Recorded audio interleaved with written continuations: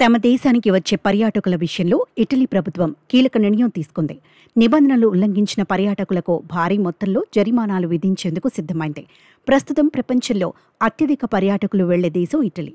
ముఖ్యంగా ఆ దేశంలోని వెనీస్ నగరాన్ని చూసేందుకు పర్యాటకులు ఆసక్తి చూపుతుంటారు. అయితే పర్యాటకుల తీరుపై స్థానిక ప్రజలు తీవ్ర అసంతృప్తితో ఉంటున్నారు. పర్యాటకుల ప్రవర్తనతో విసిగిపోతున్నారు. అధికారులకు పెద్ద ఎత్తున ఫిర్యాదులు అందటంతో స్థానిక ప్రభుత్వ అధికారులు కఠిన నిర్ణయం తీసుకున్నారు.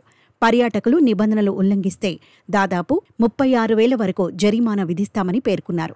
ముఖ్యంగా పర్యాటక ప్రాంతాల్లో నేలపై కూర్చొని తినడం, తాగడం చేస్తే 100 నుంచి 200 యూరోలు భారత కరెన్సీలో 10,000 నుంచి 20,000 వరకు ఫైన్ విధించనున్నట్టు వెల్లడించారు. ఇక నగరంలోని కెనాల్స్లో స్నానం, డైవింగ్, స్విమ్మింగ్ చేస్తే 350 యూరోలు భారత కరెన్సీలో సుమారు 35,000 జరిమానా చెల్లించాల్సి ఉంటుంది. బహిరంగ ప్రదేశాల్లో చెత్త వేయడం, ఉమ్మివేయడం చేస్తే దాదాపుగా 35,000 ఫైన్ విధిస్తారు. ఇక బహిరంగ ప్రదేశాలలో చొక్కా, టాప్ విప్పేసి తిరగడం, స్విమ్ సూట్ ధరించడం చేస్తే సుమారు 25,000 జరిమానా విధించనున్నట్లు వెనీస్ అధికారులు తెలిపారు.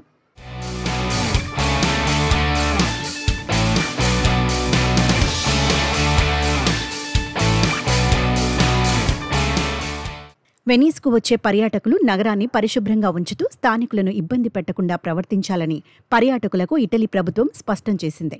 మరోవైపు ఇటలీలోనే కాకుండా పోర్చుగల్, స్పెయిన్ దేశాలు కూడా నిబంధనలు ఉల్లంఘిస్తే లక్షల్లో జరిమానా విధిస్తున్నాయి.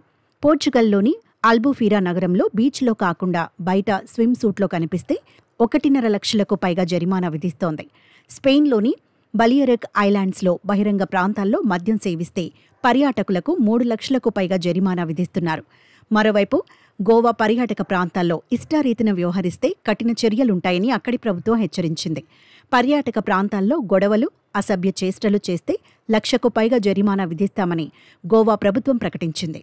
పర్యాటకులను వస్తువులు లేదా సేవలను కొనుగోలు చేయాలని ఇబ్బందులకు గురిచేయడం, అనధికార ప్రాంతాలలో మద్యం సేవించటం, గాజు సీసాలు పగలగొట్టడం, బహిరంగ ప్రాంతాలలో వంట చేయడం, చెత్త వేయడం, భిక్షాటన చేయడం, బీచ్లలో వాహనాలను నడపడం వంటివి చేస్తే భారీ జరిమానా విధించనున్నారు.